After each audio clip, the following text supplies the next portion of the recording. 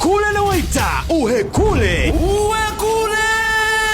nitarudi Njombe. Uhekule yetu Tanzania wanakuletea Uhekule Festival. Naam, ni tamasha kubwa kwa kutokea mkoani Njombe. Tamasha hili litahusisha waimbaji wa nyimbo za asili na nyimbo za Injili kutoka ndani na nje ya mipaka ya Tanzania. List ni ndefu sana. Itaongozwa na mwimbaji maarufu kutoka nchini Kenya, Solomoni Mkubwa.